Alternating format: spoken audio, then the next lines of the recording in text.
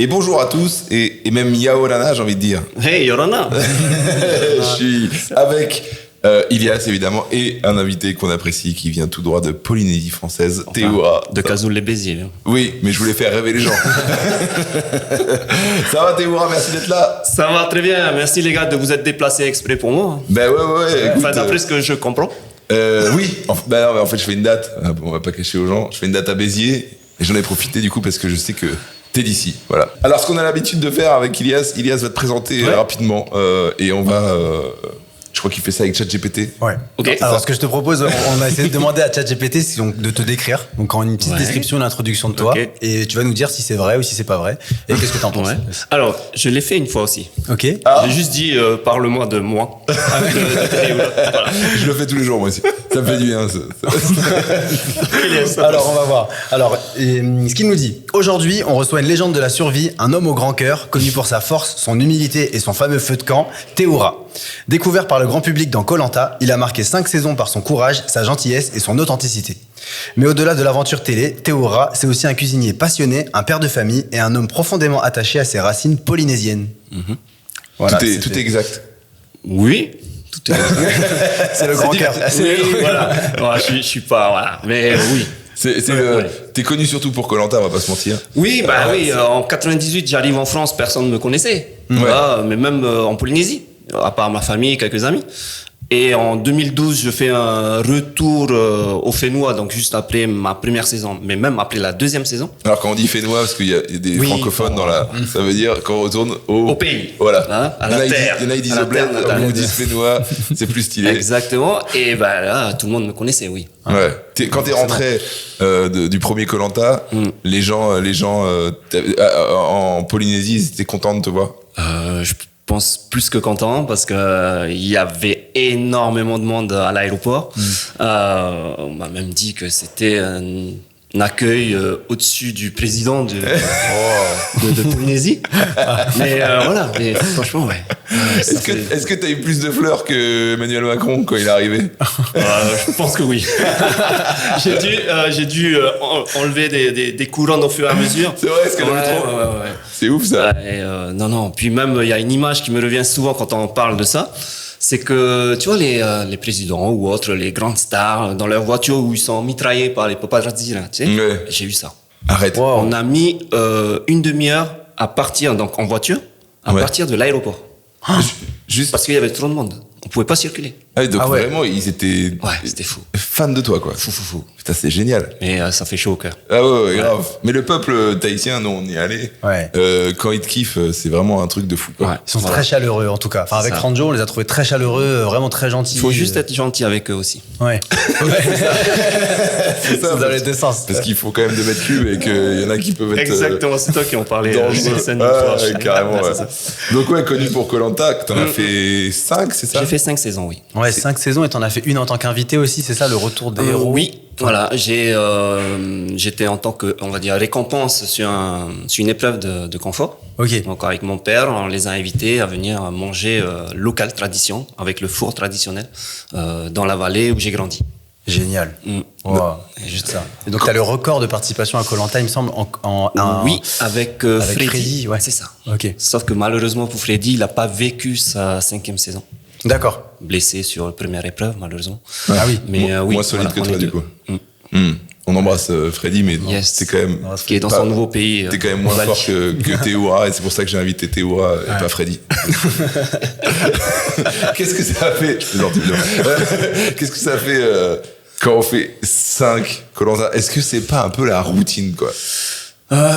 Déjà, je m'attendais pas à faire un deuxième retour, parce que après la première, donc c'était 42 jours exactement. Wow. Parce qu'on néglige, on voit à la télé 40 jours, mais en réalité c'était 42. Je peux te dire, les 2 jours supplémentaires, on les a sentis passer. Attends, comment explique pourquoi il y a plus de jours? Non, parce qu'il y a toujours des jours, on va dire, s'il pleut trop ou quelque chose comme ça, qu'on peut pas tourner réellement sur le moment. Il y a des décalages des fois. Mais mais on faisait pas toujours attention, même si on notait. Hein. Ouais. Mais quand il y a des copains qui nous disent non, ça fait 41 jours et c'est demain la finale. Hein? Ah ouais. C'est pas 40 jours. Non, mais après, voilà, je m'attendais pas à être rappelé une deuxième fois parce que c'est tellement dur. À la sortie, on s'était dit, pourquoi on est venu faire ça, quoi? C'est tellement dur. Ouais, voilà, j'en ai fait 5. Mais en fait, en même temps, je dis ça, c'est difficile de dire non, de refuser. Quand on a vécu une telle aventure, finaliste, ma première saison, hein, finaliste, des épreuves juste magnifiques, des rencontres voilà, que je ferai pas dans Béziers ou ailleurs. Hein. Voilà, c'est vraiment difficile de dire non, je viens pas. Non, c'est clair. Quand on nous rappelle, parce que forcément c'est la production et TF1 qui décide qui prendre, qui inviter, et quand on a la chance d'être invité, d'être rappelé, c'est difficile de dire non. Et tu penses même pas à la difficulté en te disant c'était vraiment dur la première fois? Pas au moment de l'appel. Ok. Et même pendant le casting, parce qu'on passe quand même un casting médical. Même quand t'es rappelé? Oui, oui, pour connaître un peu notre nouvelle vie quelque part, tu vois, après 2-3 ans, psychologiquement comment on se sent, si on est prêt ou pas, s'il y a eu beaucoup de changements dans ta vie, et surtout côté médic, quoi. Voilà, on repasse les tests médicaux. Ok. Ah ouais. Et là encore, on se dit pas non, ça va être dur du tout. Non, on a envie juste une fois sur place par contre. On dit pourquoi j'ai fait ça. En vrai, sur mon premier retour, donc ma deuxième saison, 3-4 jours après, j'étais seul sur la plage en pleine nuit à me poser la question pourquoi je suis revenu, quoi. Wow. Ouais. Mais cette année-là, ça allait encore parce que c'était plutôt sur 20 jours et non pas sur 40 jours. C'était un All-Star. Mais par contre, on vit les 40 jours sur 20 jours, c'est-à-dire qu'on a épreuve tous les jours. Épreuve tous les jours, alors qu'habituellement, sur 3 jours, tu as l'épreuve de confort, l'immunité, et une journée, on va dire, off sans épreuve. C'est la journée la plus longue. Ouais, t'attends que le temps passe, quoi. Exactement. Ouais. Et du coup, avec les 20 jours qu'on avait vécu au Cambodge, ça allait bien, et c'est ça qui m'a remotivé à en faire 3 autres. Ah ouais? Non, à rester. À rester au Cambodge. Ah ouais. Non, franchement, c'est une bonne formule. La question, mais... C'est une bonne formule, c'est un peu comme le permis accéléré. Tu fais ça plus court et voilà, tu l'as. Enfin, voilà, c'est toujours compliqué de dire non quand on a vécu une belle aventure. Non, c'est compliqué, ouais. Mais est-ce qu'il y a est-ce que c'est de plus en plus facile ou c'est l'inverse? Non, c'est jamais plus facile. Même quand on a vécu une aventure, 2 aventures ou 3, c'est vraiment jamais facile parce que t'es jamais dans le même environnement. T'es pas avec les mêmes personnes. Et il y a toujours du mouvement avec la production sur des épreuves inattendues, des nouveautés. Enfin voilà. Et souvent les îles sont quasi désertes. Hein. À manger, mis à part les maniocs et cannes à sucre qu'on trouve, pour aller pêcher, il faut avoir de l'apnée, quoi. Hein. Il faut aller chercher le poisson bien 5-6 mètres et tout ça. Hein. Il y a toujours cette question des gens quand ils voient l'émission, qui se posent vraiment des questions, est-ce que c'est truqué, etc. machin, mais quand on vous voit perdre du poids... non, c'est vraiment roots. Ah ouais, vrai. Déjà, dans notre pactage, on n'a pas de serviette, pas de brosse à dents, pas de papier toilette, rien de tout ça. 0 confort. On a un t-shirt, un pull, un pantalon, une short, 2 slips, 2 chaussettes... et basta, quoi. Ah ouais. Il y a un slip de trop, non? Presque. Et puis on a le kit de survie, hein, un couteau, enfin une machette, 2 paires de lunettes natation. Tu peux pas faire grand chose avec. Ah ouais, t'as quand même le temps d'aller taper de la brasse.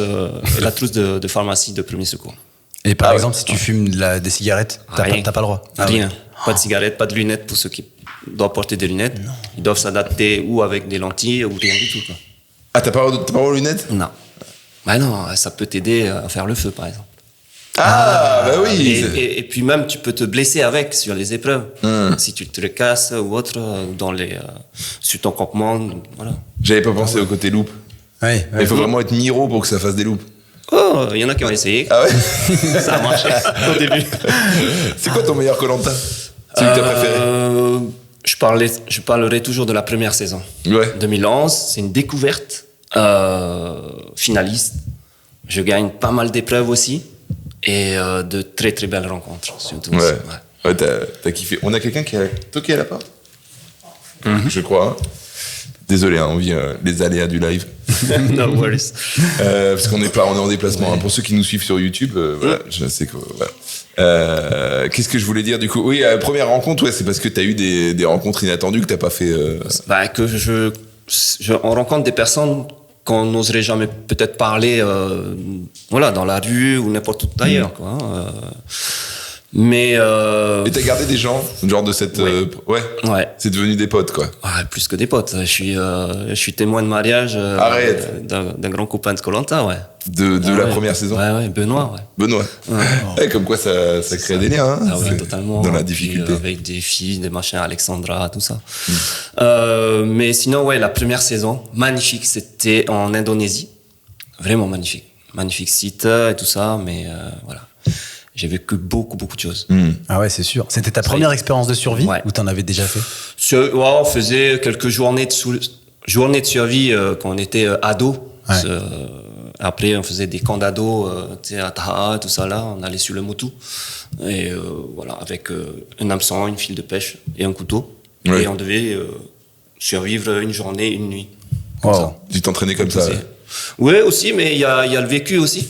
Parce que j'ai grandi jusqu'à mes 20 ans en Polynésie, jusqu'à 18 ans sur Taha, donc l'île où il y a mes parents, où j'ai grandi. Voilà, entre terre et mer, j'avais pas de téléphone, pas de jeu. Le seul jeu que je pouvais jouer, c'était aux copains, Nintendo. Top Gun. Tu squattais chez les gens pour jouer. Ah ouais. Donc les gens qui te voyaient arriver, ils disaient c'est pas pour moi, c'est pour la Nintendo. C'était des rendez-vous, on était 15 hein, à se partager la manette. 15 non, mais je veux dire, tous les copains étaient là. Ou alors c'était les mercredis après-midi devant Dragon Ball Z. Et sinon, c'est dans la vallée. On allait jouer dans les manguiers, machin, tout ça. Ouais. Et à manger dans la vallée. C'est bien que tu parles de Taha parce que quand on s'était vu l'an dernier, tu m'avais raconté que tu avais fait une émission à côté de Taha, justement, un Koh-Lanta ou une émission qui se tournait juste à côté de chez toi au final. Oui. Et tu m'avais dit que c'était finalement plus compliqué de tourner un truc à côté de Taha. C'est ça. Faut savoir que Taha, c'est une petite île. Voilà, il y a l'île et en face, donc de mon côté de l'île, il y a les motu, ce qu'on appelle des îlots, des petites îles. Et c'est là en fait qu'a été tourné les 2 saisons de Koh-Lanta en Polynésie. Et donc j'ai participé à l'une des 2. Et donc forcément le campement était en face de la maison de mes parents. Wow. Ouais. Sur une épreuve, Denis me posait la question, qu'est-ce qui te donne la force de rester sur cochon pendu comme ça pendant des heures? J'ai dit, là-bas c'est la maison de mes parents. C'est pas compliqué. Mais il y a mon père qui me regarde et qui me dit reste. Forcément. Voilà. Mais ce qu'il y a, c'est comme dans le sport, quand tu joues à domicile, t'as beaucoup plus de stress, tout ça, de gagner à domicile. Moi j'avais ce stress-là. Ouais. J'avais ce stress, je connaissais donc le campement où on était et je savais que sur ce motu-là, il n'y avait pas grand-chose à manger, quoi. D'ailleurs, sur tous les motus, il n'y a pas d'arbres fruitiers qui poussent naturellement. Les maniocs ne poussent pas naturellement. Canne à sucre, donc tout ça, sur tous les autres Koh-Lanta, il n'y en avait pas. Il n'y en avait pas et il y a des périodes où il y a des interdictions de pêcher des coquillages, de pêcher... tel type de poisson, les langoustes, tout ça. Et on n'avait pas le droit de pêcher au coquillage, déjà. Pendant l'émission? Vous avez même respecté... Ah oui. Ah oui. Ah oui. Non, mais de toute façon, la production nous rappelait les interdictions. Et donc, c'était encore plus dur. Donc, je pêchais quoi? Je pêchais des poulpes. Des poulpes, je les ramassais à la main. Et donc voilà. C'est ce qui nous a un peu sauvés tout le long de... C'est fou. Imagine, nous, il y a un Koh-Lanta à Fontainebleau à côté de chez nous. C'est ça. Franchement, on pèterait un câble. Tu pourrais en faire un Melun parce qu'il y a quand même pas mal d'épreuves de survie. La gare de Melun restée 24 heures. Il y a un sujet sur lequel on tombe souvent.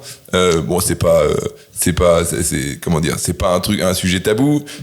Tu t'es toi-même dénoncé pour la tricherie. Alors, je sais que c'est un truc qui est mal vu sur Koh-Lanta évidemment.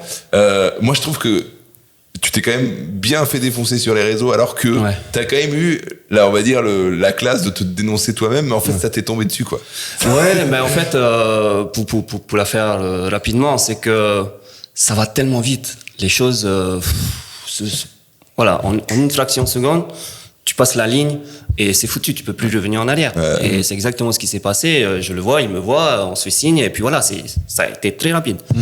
Est-ce qu'en fait, en gros, j'ai lu qu'il t'avait donné du poisson, c'est ça? Non, il y avait un bol de légumes. On t'a filé un bol de légumes et... Voilà. T'es niqué. Non, mais je veux dire, voilà, la tentation a été grande, fatigue, stress, tout ça. Voilà quoi. Ça a été très très rapide et puis forcément sur les réseaux, ça a tapé.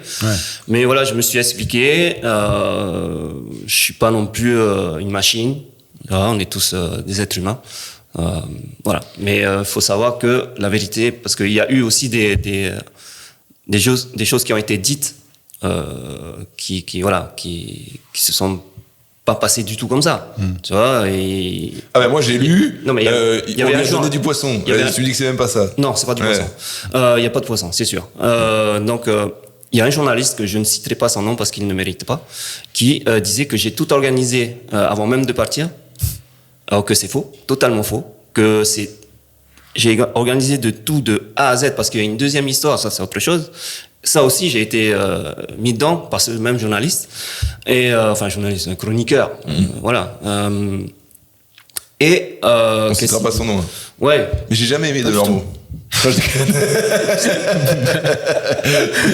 Toi qui le dis. Non, mais je veux dire, voilà, il mérite même pas d'être cité, quoi. Voilà, il m'a tout mis sur le dos. Et alors que même sa tête de turc. Alors que même mes parents savaient pas que je venais. Il y avait juste mon frère qui savait. Parce que, voilà, ma sœur qui habite Montpellier, elle savait. Elle m'a dit, préviens quand même ton frère, on sait jamais. Bon, j'ai dit, parce que pour mes parents, s'il y a quelque chose qui se passe et tout, bon, ouais. Du coup, mais personne ne savait vraiment dans ma famille que je venais. Réellement, même si ça se disait sur les réseaux avant. Hein. Quand on fait des All-Stars, tout le monde sait qui, plus ou moins, part, quoi. Ouais, bien sûr. Ouais. C'est chiant, hein. C'était un peu ton premier bad buzz au final? Ouais, et ça fait mal. Ça fait mal pour toute la famille, mais j'ai encaissé. Ouais. Maintenant, voilà, tout est derrière moi. Des fois, que ça revienne un peu, mais je tilte pas, quoi. Ce qui est fait est fait. Internet, oublie pas. Non, mais même les gens quand ils viennent au food truck.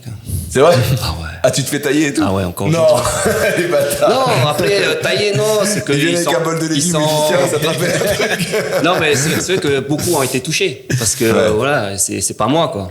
Et ils sont très touchés que ça arrive comme ça et que ça a été diffusé. Voilà. Mais quelque part, tu vois, par exemple, je sais pas, je suis peut-être encore un peu... on n'est pas aveugle, mais bon. Imaginons juste que j'ai gagné cette saison-là et que l'histoire sort après. Ouais, c'est encore pire. Ouais. Voilà, c'est ce que je veux dire. Non, t'as quand même eu la décence d'aller en parler toi-même. Et c'est ça que les gens retiennent pas, sachant que les bruits courts, comme quoi t'avais pas été le seul à avoir été aidé, mais que y a rien qui a été dit à ce niveau-là. Mais c'est vrai que moi, ce que j'en retiens, c'est le shitstorm qu'on a sur un truc. C'est vraiment le bad buzz qu'on a, comment on s'en sort. C'est un truc qui est démesuré, quoi. Tu vois, vraiment, c'était devenu la une des journaux, même en France, sur cette histoire-là.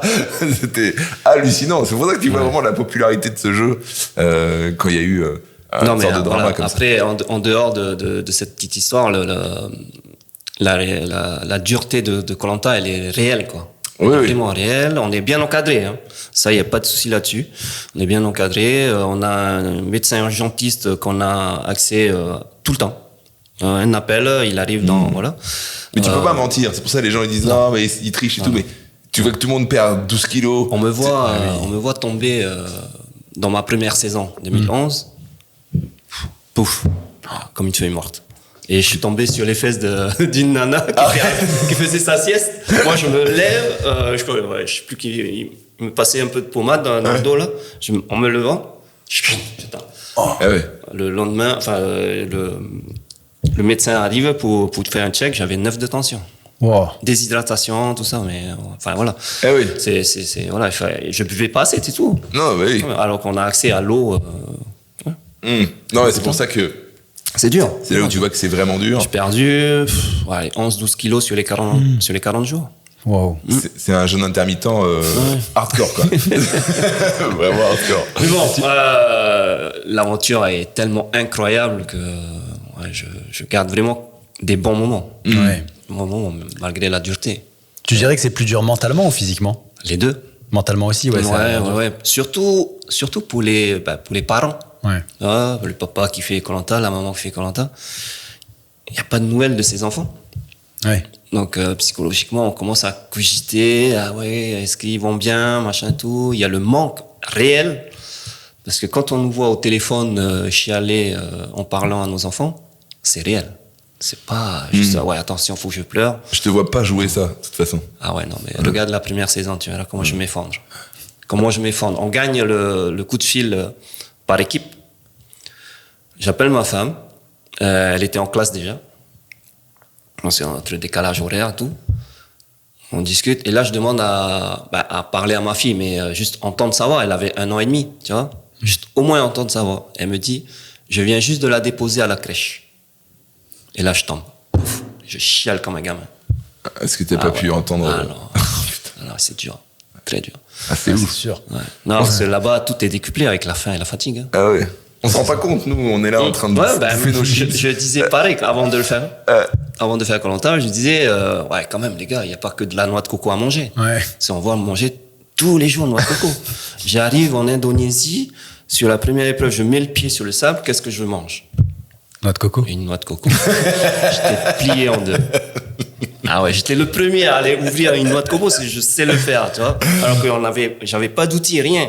J'ai pris une noix de coco, une branche qui était là, j'ai piqué, j'ai ouvert, j'ai tapé un gros caillou, j'ai partagé avec tout le monde. Voilà, noix de coco. Je l'ai fait cet été, ouvrir une noix de coco, c'est archi dur. C'est archi dur. Sur un moutou, là, à côté de chez toi, d'ailleurs. Ouais. Très, très dur. Noix de coco, très chaud. Si t'as pas la bonne maîtrise, c'est vite difficile. La vie, comment dire, après des expériences comme ça, quand on te propose des trucs un peu, etc., tu trouves pas que les choses sont un peu fades, finalement, après ça? En fait, pour ma part, j'essaye de rester dans mon domaine. Voilà, dans la cuisine, dans l'aventure, le sport un peu, tout ça, tu vois. Et quand on me propose d'autres télé-réalités ou autres, ouais, je pèse beaucoup avant de Parce me lancer. on t'en propose d'autres, là? Ouais. Et ça fait 3 ans que je refuse la même chose. Ils ont toujours pas compris. C'est quoi? Justement, j'avais noté cette question. Ils sont 50 dans le jeu, donc. 50. C'est quoi ça? Si, c'est les 50, c'est un truc sur TF1. Les 50. C'est de la survie aussi, il me semble, non? Non, c'est pas ça? Non. Attends, c'est pas un truc de. C'est un mini Squid Game. Ah oui. Squid Game. Ouais. Et on t'a proposé, et t'as dit non. Non, c'est pas mon truc. Alors, on a discuté un peu, j'avoue. Ouais. On a discuté un peu. Contrat est arrivé. Finalement, non. Ouais. Non, parce qu'on m'a dit, ouais, il y aura pas ce genre de personnes, Et finalement, il y avait 80% de ce genre de personnes. Eh oui. C'est genre, à mon avis, que des candidats, genre type télé-réalité, quoi. Oui, c'est une télé-réalité, donc oui.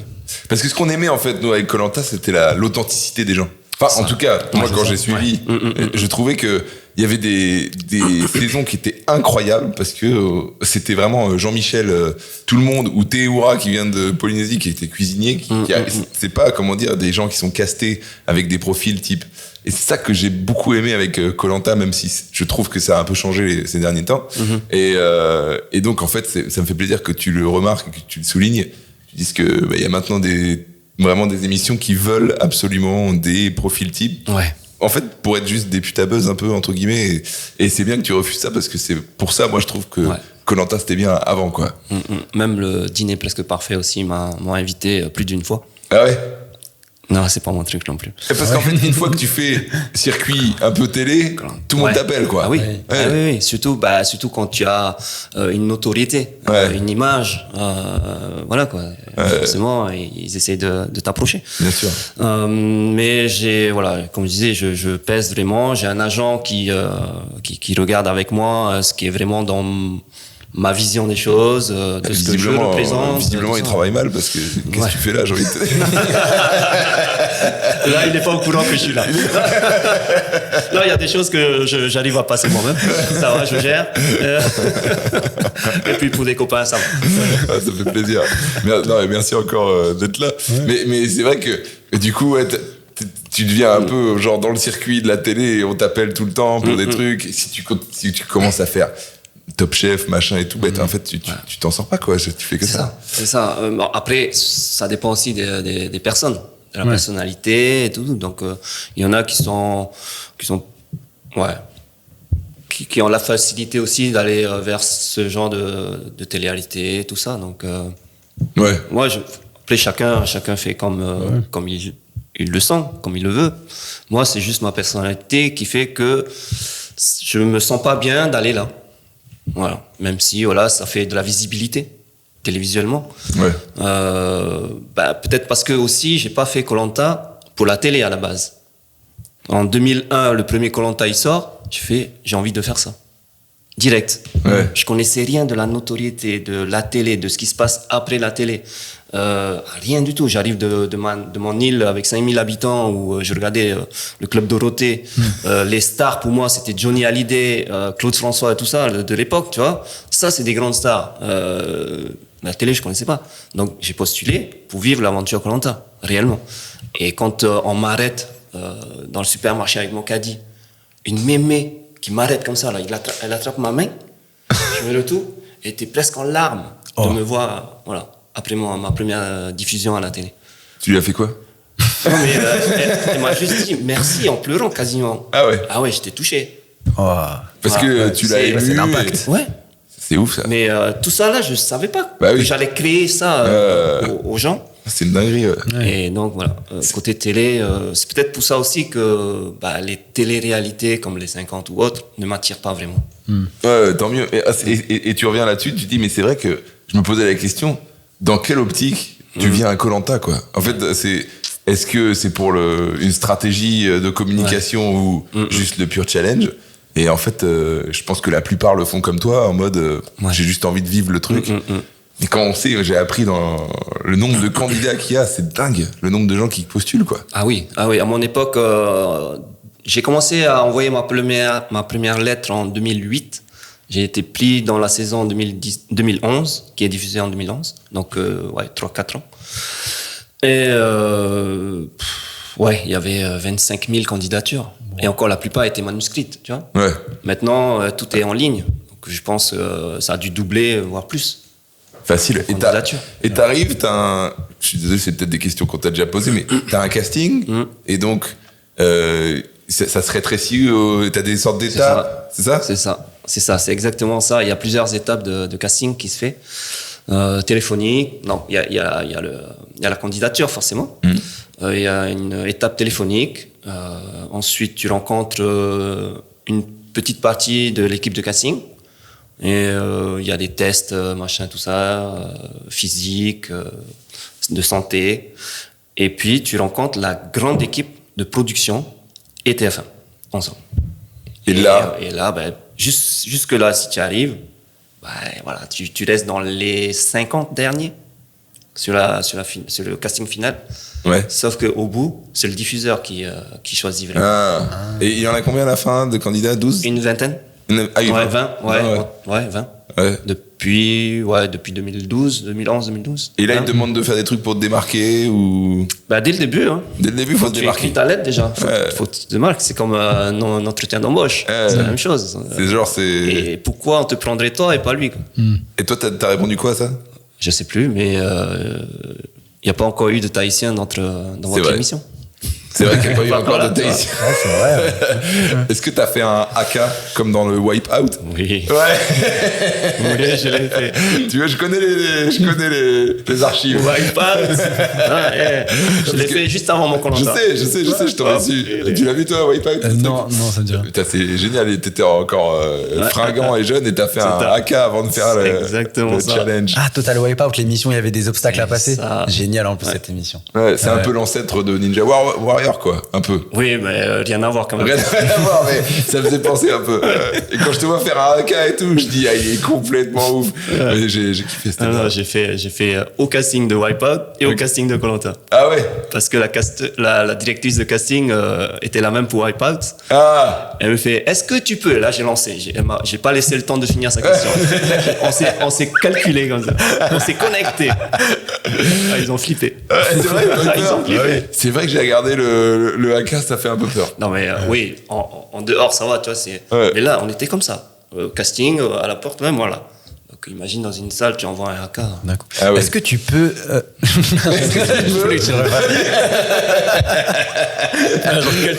Il va péter les micros. Non, c'est vrai que c'est impressionnant, les haka. D'ailleurs, tu le vois, quand la Nouvelle-Zélande fait le haka, putain, les gens, même dans le stade, ils se disent qu'est-ce que c'est que ce bordel, quoi. Même les rugbymen en face, ils essaient de regarder, mais ça se voit que l'intensité, elle monte tout de suite. C'est très prenant. Ouais, c'est fou ça. Quelle émission t'as préférée, à part Koh-Lanta, évidemment parce que t'en as fait d'autres, hein. J'en ai fait. Bah, t'en as fait d'autres, t'as fait Fort Boyard aussi. Oui. Bah, Fort Boyard, je m'amuse bien, je me régale. Ouais. Tu vois, en plus, pour une association, donc... C'était quelle association? J'en ai fait 2, Ouais. mais je me rappelle plus trop. Ok. C'est il y a très longtemps aussi. Ouais. Il y a quelques années déjà. Mais ouais, c'est un régal. C'est un régal. En plus, je rencontre le père Foura sur ma 2e saison, alors que c'est la première. J'ai pas pu le rencontrer. Et C'est une légende, Pierre Fouras. ah oui. Ouais. Ah oui. Et Il a arrêté, là, je crois. Ça me... Dernièrement. Ouais, Si, il a fait un venu truc, sur- un discours où il parle avec Ok. la voix et petit à petit il perd sa voix. D'accord. J'ai pas suivi. Et ça a celui-là. ému plein de gens. apparemment. D'accord, ok. Ouais. Ok. Ouais, je sais qu'ils vont changer de présentateur, ça oui. Mais Père Ouais. Foura, je savais pas. D'accord. Si, Mais ouais. Père Foura, je le connaissais bien avant d'aller sur le fort. Ah oui. Ouais. Ouais. Il est très connu. Mais alors attends, il est connu d'où? Il est connu De par autre- son autre métier. Ah ouais? Oui. Et il fait quoi? Hein? Bah, avant ça, il était danseur étoile. Bon, ça, c'est une chose. Danseur Mais- étoile, le Père Fouras? Ouais. C'est vrai. Tu le regarderas. Tu le regarderas. Danseur étoile, ok. Ouais. Et ensuite, il est très connu sur Koh-Lanta. Aussi. Aussi. Et il a été candidat? Non. C'est Denis Brognard. Ah. Non, c'est le directeur des concepteurs des jeux. D'accord. Ah oui, c'est un mec qui est partout en fait. Ouais, il est concepteur des jeux sur Koh-Lanta. D'accord. Ouais, c'est un peu. Yann Le Gac. Yann Le Gac. Eh ben écoute, en tout cas, il a arrêté. Ouais. D'accord, ok. Il a arrêté ça. Et t'as rencontré Passepartout. Oui, Ouais. oui, Passepartout, Passe-Muraille. Ouais. C'est une légende. Passe-moi Alors, le pain. Pascal Vigo. mais justement, il travaille à la RATP apparemment. Il y a des photos de lui qui tournent avec évidemment cette blague.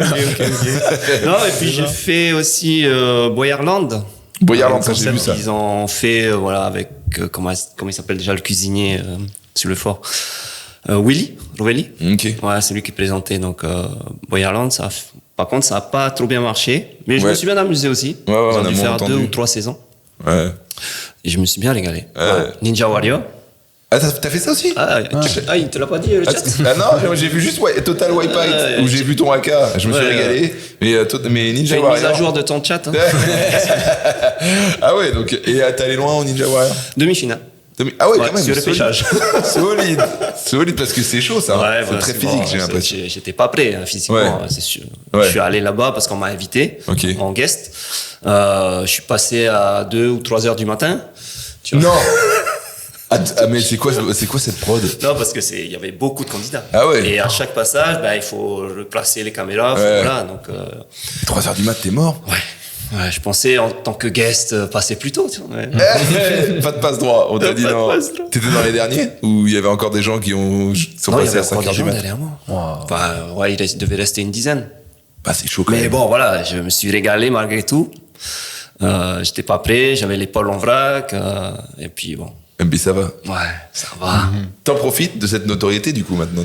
Ça Oui. te sert. Ouais, bah, notamment pour mon food truck. Ouais. Déjà, quand j'ai lancé le food truck en 2015, Mais c'est ce qui s'appelle ton food truck, c'est le Manoa, c'est ça? Manatoa. Manatoa, pardon, excuse-moi. Manatoa, ouais. Et donc, je circule dans l'Hérault principalement. Ok, Et ouais. puis sur des événements voilà, assez gros, je vais assez loin, Marseille, Paris des fois, On Montpellier. t'appelle pour venir? Oui, voilà. Ça, Ouais, c'est je top. cherche des événementiels Ouais. qui correspondent à peu près à mon type de cuisine.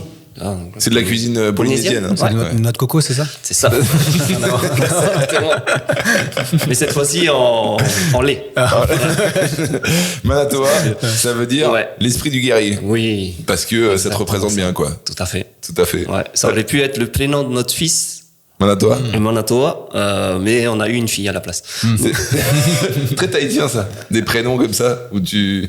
Ouais. Il y en a qui s'appellent Inano et tout. Enfin, C'est ça. C'est quand même la marque d'une bière. C'est un peu comme Laguna ou Morgan, je sais pas, ici. Oui, c'est vrai.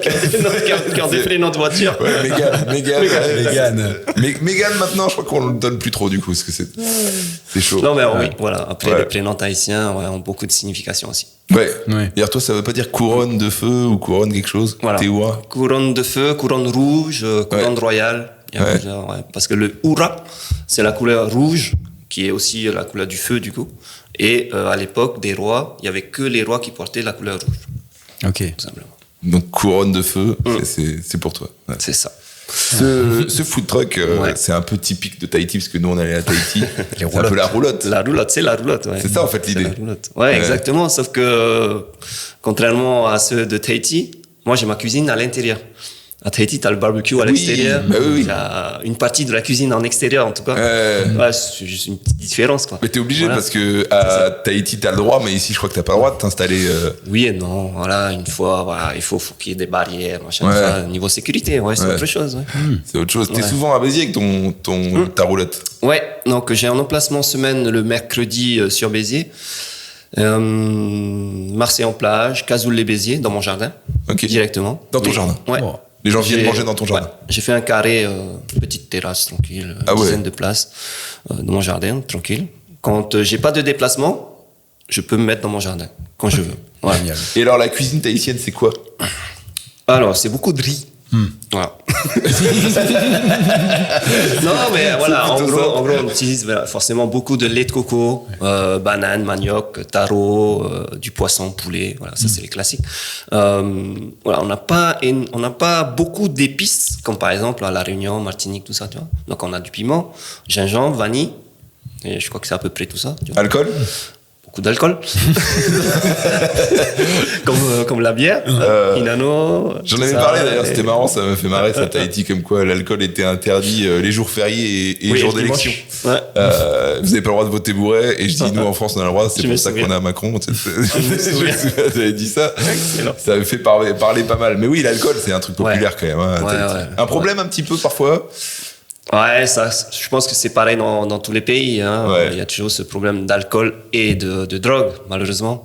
De plus en plus, d'ailleurs, chez nos jeunes en Polynésie, avec la nouvelle drogue qui circule. Voilà, quoi, c'est juste malheureux. Hein. C'est L'ice, l'ice, ouais. ça c'est un truc C'est violent. intéressant. C'est violent. C'est violent, hein, je le vois partout. En fait, on n'en a jamais entendu parler, nous, en France. C'est arrivé là-bas et Nouvelle-Calédonie juste avant. En fait, les deux endroits sont hyper touchés. C'est Par ça, c'est une drogue qu'on connaît pas. Très proche des États-Unis. Hein, qui Ouais. arrive, donc, L'ice c'est le truc qu'il y a dans Breaking Bad. c'est ça. C'est Et ça s'est développé là-bas. très, très vite. C'est cristaux Très, très de vite. mètre, non, c'est ça? C'est ça. Ouais. Ouais. C'est abusé Exactement ça. Tu vois des campagnes partout, dites non à Ouais, l'ice. mais ça arrive aux portes des collèges, des lycées. Les dealers sont en face des sorties de lycée. quand même. Wow. C'est incroyable. On n'aurait pas imaginé avant, tu vois. Pour nous, Ouais. la drogue, c'était quand t'es vieux, tu vois. Mais quand tu vois au collège, il y a des gens. Ouais, non, c'est trop. C'est- C'est trop. Voilà, voilà ça, comment puis passer d'un food truck à de l'ice. Ah bah, Sans c'est transition. Sans transition. On parle d'alcool et de drogue. Ouais, mais voilà, après, l'alcool, il y a l'alcool maison aussi. Hein. Je sais pas si tu as eu l'occasion de goûter. Mais... Non, d'ailleurs, tu m'as ramené, Oui, un truc. ouais, un petit, Alors, un petit cadeau que j'ai eu de Tewa. Tu Ouais. nous expliques un peu. Bon, déjà, c'est pas ce qu'il y a écrit dessus. C'est hein, pas ce qui est- voilà. ouais, J'ai c'est pas mis ça. la croix et tout. Non, en fait, c'est juste du punch. Ah, c'est du punch. Un petit Mai Tai à la Aïe, aïe, vanille. aïe. Écoute, je vais prendre un petit verre avant ma séance ce soir, mon spectacle. Ça, je vais t'inspirer. On pourra traquer peut-être ce soir. Je le ramène en loge. Je viens ce soir. Ah oui, j'espère. On a une question pour toi de quelqu'un peut-être que tu connais. Voilà, alors, hop. En fait, c'est une question de Muay Thai. Donc, qui m'a fait l'honneur de m'envoyer une Génial. question. Je m'attendais pas à celle-là. À toi. Alors, t'es prêt? Alors, c'est parti. Merci Muay Thai, on t'embrasse d'ailleurs. Le président de la Polynésie. Hey. Alors, on va le mettre. Oula, Ouais, on va dire que Là, je t'es en mute. suis pas encore au point. là t'es en mute. Hey. Ito, j'ai deux questions pour toi, une question pas sérieuse et une question peut-être un peu plus sérieuse, alors tout d'abord ta roulotte que j'ai découvert il y a quelques années au Vendée à faire des trucs extraordinaires, du bon A de chez nous, poulet fafas, poisson cru évidemment. J'ai remarqué qu'il manque un truc qui pourrait, à mon avis, attirer le client de très très loin. Alors, ça dépend évidemment du sens du vent, mais c'est le fafarou. Donc ma question elle est simple, est-ce que tu envisages de servir du fafarou dans ta roulotte pour attirer encore plus de clients de très très loin? Voilà. Après, il y a une question plus sérieuse. Réponds déjà à la première question. Ouais. Écoute, Yorana président, merci pour ta question. Je vais te répondre tout simplement, c'est que on a essayé de mettre le fafarou au camion. C'était sur une année à la foire internationale de Marseille. Donc le dimanche. Déjà, il faut savoir que le fafarou, c'est un poisson pour les non-initiés, qui schlingue mais de malade mental. C'est impossible, c'est irrespirable, c'est un truc de ouf. Donc c'est connu pour ça. Ouais. Voilà. Alors, disons que c'est pas le poisson qui pue. C'est l'eau la préparation de l'eau où tu m'as fait mariner ton poisson. C'est ça qui pue en fait. C'est l'eau. Donc le fafarou, pour dire. Si tu vas à Tahiti, tu ne manges pas, tu goûtes pas le fafarou, c'est comme si tu allais à Paris sans monter sur la Tour Eiffel. C'est exactement la même chose. Ne montez pas sur la Tour Eiffel. Du coup, on a mis le fafarou au food truck. Donc c'était. Ah, t'as essayé? Ouais, c'était à la foire internationale de Marseille, un dimanche. Il faut savoir que le dimanche, c'est le plat traditionnel à table, familial, avec des copains et tout ça, donc c'est une grande tablée. Et il y a le fafarou. Il n'y a pas de plat, il n'y a pas de repas traditionnel, le hahima, comme on dit chez nous. Il n'y a pas de hahima sans fafarou. Okay. Donc du coup, on a mis une formule ma'ataiti, le plat traditionnel, avec du fafarou pour les initiés que j'ai marqués sur le tableau. Et en 10 secondes, c'est parti. Ah ouais? En 10 secondes. On avait fait une vingtaine de pots, tu vois, parce qu'on ne pouvait pas en faire plus. En 10 secondes, c'est parti. Il y avait beaucoup de Tahitiens qui l'ont pris, mais aussi des gens curieux. Qui voulaient tester. Ouais. Et il y en a qui l'ont mangé, vraiment. Il y a des j'ai bien aimé. C'est la première fois qu'ils l'ont mangé.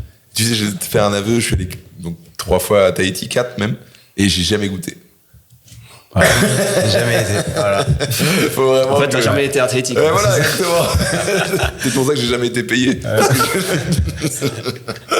Donc, oui, on a essayé le fafarou, sauf que en emplacement classique, je ne pouvais pas le faire parce que tu connais, tu ouvres, il y en a un qui ouvre son pot, tout le monde s'en va. Ou alors, il faut vraiment le prendre à emporter chez soi, quoi. mais j'aimerais bien tester pour l'anecdote. Alors, toi, t'es végétarien, tu pourras boire que l'eau. Je veux que l'eau. Non, mais il y en a qui le font aux légumes. Ah, ok. Et ça a la même odeur aussi, du coup? L'eau, c'est la même chose. Ah, ok. Donc, pour répondre à Muay Thai, du coup. Ouais, voilà, président. Tu as déjà essayé, c'était un franc succès. Ouais. Et tu vas en refaire? Je pourrais en le faire, sauf que là, j'ai plus de bouteille d'eau, donc c'est peut-être juste un appel.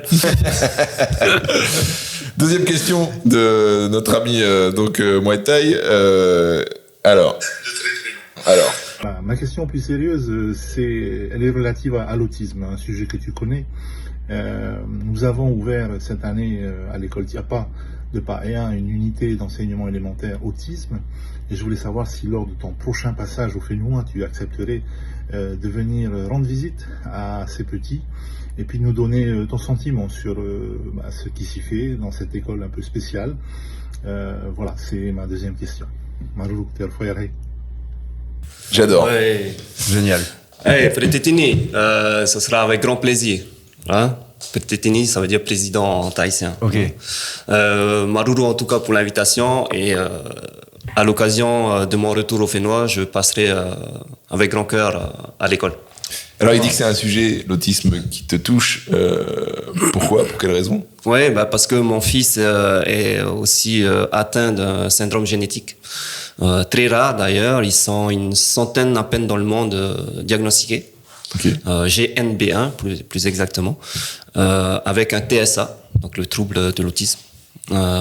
Il est pour l'instant non verbal. Il n'arrive pas à marcher seul en autonomie, okay. Donc il est en déambulateur ou avec une canne. Mais en tout cas, voilà, on travaille énormément pour qu'il soit autonome. Mais on sait que ça va prendre encore beaucoup de temps. On est bien entouré professionnellement, kiné, psychiatrice spécialisée, ergo, tout ça. Et avec notre fils, en fait, ma femme a suivi des formations. Ça fait plus de 3 ans qu'elle se forme sur tout type de communication, d'apprentissage par rapport à ce handicap d'autisme, TSA, enfin voilà, tout ça. Et on a pu monter une association, ça fait maintenant 1 an, l'Envol des possibles, pour accueillir justement ces enfants atteints de handicap, de tout type de troubles. Pas que du TSA, pas que de la, comment on appelle ça, TDAH ou autre, tout type. Parce que voilà, ma femme a pu se former pour ça. Et elle forme donc nos bénévoles. On a une salariée aussi qui fait l'accueil des enfants à l'association maintenant. Et donc voilà, c'est pour ça que tu es très sensible au sujet. Oui, voilà. Donc, à chaque fois qu'on m'en parle, je reçois énormément de questions, de demandes des parents. Qu'est-ce qu'ils peuvent faire? J'ai mon enfant comme ça, mais j'ai pas d'aide. Tout ça, j'ai du mal. Là, encore dernièrement, je crois que c'est ce matin qu'on a reçu un message d'une Tahitienne. Mais je sais pas si elle est en France parce que c'est un premier contact. Elle m'a juste dit, voilà, mon enfant, elle est handicapée, mais on ne sait pas encore quoi exactement. Donc là, on va prendre contact avec elle pour savoir exactement où elle en est, quels sont ses besoins et tout ça.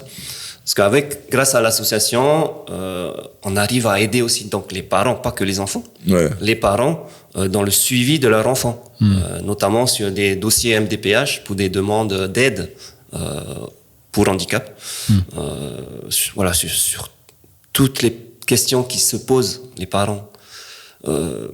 Ce qui est malheureux, c'est que quand on reçoit des enfants, ils ont déjà 7, 8 ans, peut-être 10 ans. Les parents se rendent compte, en discutant avec mon épouse, avec Céline, qu'ils auraient pu avoir cette aide-là pendant toutes ces années. Alors, voilà, des choses comme ça. Qui ne sont pas informés, quoi. En fait, dans le handicap, on est très, très, très peu informés. Si on ne va pas chercher les informations, tu vois, on peut t'aider, mec. C'est très compliqué. Ah, c'était ça. C'était ça. Oui. On va l'envol des possibles, j'envoie un message. On va venir avec Davidson. Ouais, non, mais voilà. Malheureusement, on est très peu aidés, suivis par rapport au handicap des enfants. Non, c'est vrai qu'il y a peut-être un manque d'informations à ce niveau-là. Et c'est assez... ça me fait culpabiliser un peu de voir des gens comme toi qui font des choses aussi bien. J'ai l'impression quand même d'être pas mal un peu égoïste. Non, mais regarde, là, on est là aujourd'hui, on en parle. Ça va être diffusé sur ta chaîne. Oui, voilà, j'ai fait mon rôle. Moi, je dis qu'il n'y a pas de hasard dans la vie. Je suis pas là pour rien, tu vois. Donc, c'est vrai, clairement. L'envol des possibles, voilà. Exactement. S'il y a des autistes sur notre chaîne, vous avez... je rigole pas, Davidson. Il y a peut-être... Parce que t'as des autistes qui me regardent, c'est sûr. Oui, voilà. Oui, je sais que t'es très suivi. C'est parce que sur le dernier podcast que j'ai vu avec une... Laura Calu. voilà. Ah oui. Je voyais des commentaires des fois. On a eu un mini bad buzz. On parlait du TDAH, et c'est vrai qu'on a peut-être pas employé les bons mots. Non, mais c'est pas ça. C'est que, voilà... il faut aussi comprendre le contexte, machin, tout ça. C'est pas juste une partie du podcast et tout ça. Oui. Tu vois. Mais c'est vrai que on voit, comme elle dit, on voit souvent beaucoup et pas n'importe quoi, mais on voit beaucoup de choses qui sont un peu généralisées. C'est ça dont tu as parlé en fait. Les gens ont cru qu'elle minimisait le syndrome, enfin du coup le trouble psychologique, mais pas du tout en fait. Elle parlait des gens qui s'auto-diagnostiquaient et ça a été mal reçu. Mais pourtant, je trouve. Mais voilà, faut savoir que il y a des TDAH même minimes pour l'enfant ou pour la personne, parce que il y en a qui se font diagnostiquer adultes. C'est vraiment très dur. Vraiment très très dur. Parce que c'est qu'un bruit, un machin qui passe pas bien. Est-ce que c'est pas pire de le savoir, du coup, quand tu es diagnostiqué? Je sais pas. Tu vois, mais moi, en tant que papa et par rapport à notre petit, on voyait quand il grandissait au bout de 6-8 mois, il n'a pas les mêmes... il grandit pas comme les autres enfants de son âge. Tu vois, il y avait un retard vrai. Et on commençait à aller chercher des informations, à faire des tests et tout ça. Et on comprenait pas tout. qu'est-ce qu'il a exactement. Mais c'est pas les pédiatres qui doivent aussi être un peu informés et Oui, aussi sauf s'y que connaître sur ça? tous les pédiatres ne sont pas formés Ouais. sur tel type de handicap ou autre. On voyait qu'il y avait quelque chose. Mais quoi? Donc on a fait un test génétique, un premier test génétique. Au bout d'un an, on n'a rien trouvé. Donc on n'a pas de réponse sur nos questions, qu'est-ce qui se passe. Mais pour autant, on avait déjà commencé à développer des séances de kiné, des séances ergo, éducatrices spécialisées. Voilà, parce qu'il fallait. Ma femme s'est beaucoup renseignée avant, en attendant ce premier test. Un an après, on me dit, là, on n'a rien trouvé, donc on va passer à l'étape d'après. On teste aussi les parents pour voir s'il n'y a pas un truc génétique. Au bout de 2 ans, donc 3 ans d'attente, pour avoir un nom sur le syndrome de notre petit, GNB1. C'est tout ce qu'on a pu avoir, mais c'est déjà une première réponse. On sait qu'est-ce qu'il a, mais pendant ces 3 premières années, on avait déjà bien développé une équipe autour de notre enfant pour avancer, et on posait la question donc au docteur, qu'est-ce qu'on fait avec ça? Il fait rien de plus que vous faites déjà bien. Continuez de la stimulation, kiné, tout ça.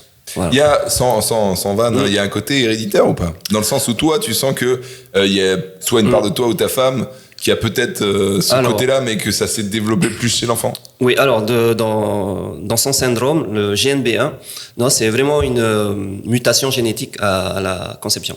Il y a rien chez ma femme, rien chez moi, rien, voilà. C'est pas génétique directement. Mais par la suite, lui, à 50%, il peut le transmettre. Ouais, il peut transmettre à 50%. Ok, ouais. Une chance sur 2. C'est ça. Ah, faut avoir un peu de chance. Ouais, voilà. Ouais, c'est ça. Non, mais c'est des maladies nouvelles aussi. Enfin, c'est pas une maladie, mais voilà, c'est quelque chose qui est nouveau. Donc forcément, j'avoue, ça, on en apprend. Mais c'est bien qu'il y ait des assos comme ça et que t'en parles. Oui. Et puis même avant ça, je suis parrain aussi d'une petite avec son association qui est atteinte d'un autre syndrome, qui se rapproche presque. McDermott, Phelan-McDermott, tu vois, donc elle est non-verbale également, un peu de TSA, c'est presque pareil, mais c'est pas les mêmes gènes qui sont touchés, quoi. Ok, d'accord. Bah t'es calé. Ouais, franchement, t'en apprends, c'est sûr. Je trouve que c'est triste comme thème, on va parler de champion de barbecue. J'ai une transition aussi. Excellent. J'ai du mal à être trop sérieux. Non, mais c'est vrai, ça se voit sur tes potes. Et c'est bien. Mais après, voilà. C'est bien d'en parler. Donc, quelque part, oui. Non, mais je veux dire, on peut en rire, on peut. Du moment qu'on en parle sérieusement. Oui, non, mais c'est ça. Voilà. C'est super important d'en parler. Donc le barbecue. Voilà. Donc le barbecue. Non, mais en vrai, T'as gagné plusieurs fois en plus. T'as été champion de barbecue, c'est vrai ou c'est faux? C'est toi qui as modifié. C'est le chat qui le dit, non? Non, c'est la fiche Wikipédia. C'est toi qui l'as édité toi-même. Wikipédia, d'accord, ouais. On passe de chat à Wikipédia. Attention, on a vérifié les sources. J'ai vu Wikipédia. Oui. J'ai eu cette chance de participer au championnat de France de barbecue 2 années de suite. Mais alors, comment on participe à ça? Bon, alors, pour ma part, alors, il y avait, avant que je participe, il y a eu 1 ou 2 fois déjà avant. J'ai une amie qui avait à l'époque monté donc son championnat de Polynésie de barbecue. Ok. Voilà, et j'étais jury. Voilà, j'étais invité en tant que jury sur. Mais c'est pour la déco ou ils des font ça sérieusement les Non, gens? c'est réel. Non, c'est vrai. Il y avait un championnat de barbecue qui s'est passé Marina sur la Pointe Vénus, que tu dois connaître, voilà. Carrément. Donc ça s'est passé là-bas, et j'étais jury. Et le vainqueur, en l'occurrence la première année, c'était une nana de Raiatea qui avait gagné, parce qu'elle faisait à Tahiti, à Raiatea, tu vois. Et donc c'est une nana de Raiatea qui avait gagné sa place pour venir au barbecue qui se passe à Sainte-Marie-de-la-Mer, au Camargue, chaque année. C'est connu pour les gitans normalement. C'est vrai. Et les taureaux. Les gitans et les taureaux. Je sais pas s'il y a un point commun. Barbecue de hérisson. Et donc elle vient sur ce championnat de France, sauf qu'elle est toute seule. Elle va visiter le site. Il y avait 90 barbecues alignés comme ça. Elle a commencé à flipper un peu. Elle était toute seule et elle voyait que la liste des autres concurrents était par équipe. Tu vois. Et donc la copine qui avait monté le championnat, Vanessa, m'appelle. Ouais, est-ce que tu peux être dispo pour venir avec elle pour la soutenir, quoi. Je dis, dans tous les cas, je pensais venir, tu vois, l'encourager, tout ça. Oui, mais là, on veut te voir derrière le barbecue. Écoute, ok, je viens. J'arrive la veille, je regarde les recettes et tout. Moi, ça me va. De toute façon, j'allais pas changer quoi que ce soit. T'es cuisinier à la base. Oui, donc je suis cuisinier. Voilà. C'est pas t'arrives et juste non. t'as aucune connaissance. Mais voilà, il fallait quand même que je check un peu ses recettes, qu'elle m'explique pourquoi elle fait ça, pourquoi ça. Et donc on fait le concours. Il faut choisir. T'as le droit. Enfin, tu peux choisir 3 catégories poulet, viande, poisson, bœuf, ce que tu veux, sur 7 catégories. Et le poisson qui pue, c'est une catégorie à part ou? C'est pas la même. On aurait pu le mettre. Du coup, j'ai choisi bœuf, poisson et porc. Voilà. Et on gagne en bœuf. Non, le poisson. Enfin, je sais plus. Il y avait 3 catégories. On gagne sur 2 catégories. Premier prix. Et le porc en 3e prix. Et donc, ça fait que au total, champion de France de barbecue. De barbecue sur le poulet. Et sur le bœuf. Mais alors, t'es évalué comment? Il y a des jurys. Les jurys, ils évaluent donc forcément la cuisson, le goût et tout ça, mais aussi l'ambiance barbecue que tu donnes. Tu vois, la déco, machin, l'ambiance. Ouais, c'est festif et tout, tu vois. T'as fait un haka? Ouais, une petite bière. Non, non. Surtout pas, tu vois. Et puis, ouais, voilà, ils dégustent. Et ils t'ont donné le prix. Donc, ça n'a pas été facile pour nous deux, hein, parce que c'est elle qui a créé toutes les recettes et elle flippait à mort. Je voyais qu'elle était tendue, machin, tout ça. Écoute, si il y a un truc là on n'arrivait pas à le cuire correctement. Je crois que c'était la patate douce. Ouais. Et elle voulait absolument le mettre. Et je fais non. Et c'est pas cuit. Si tu mets ça, c'est 0. Je me suis battu pour ne pas le mettre. Hein, alors, elle t'a écouté. On l'a enlevé. C'est passé. Mais elle était tellement stressée. Et l'année d'après, c'est un Marquisien qui est venu, qui avait gagné donc le championnat là-bas. L'année d'après, il vient, il m'appelle, je l'accompagne pareil. Parce que j'étais aussi jury sur son concours. Un mec, mais il faisait des trucs de dingue. Tu vois, le outil sur les îles, c'est des feuilles vertes comme ça. Là. Oui. Voilà. Il a cuisiné avec ça. Ah ouais. C'était dingue. Même moi, j'étais ok. Donc il arrive là. Et cette année-là, ils avaient rajouté au concours une autre catégorie burger. Donc il arrive avec les 3 recettes comme d'habitude, hein, bœuf, poulet et porc.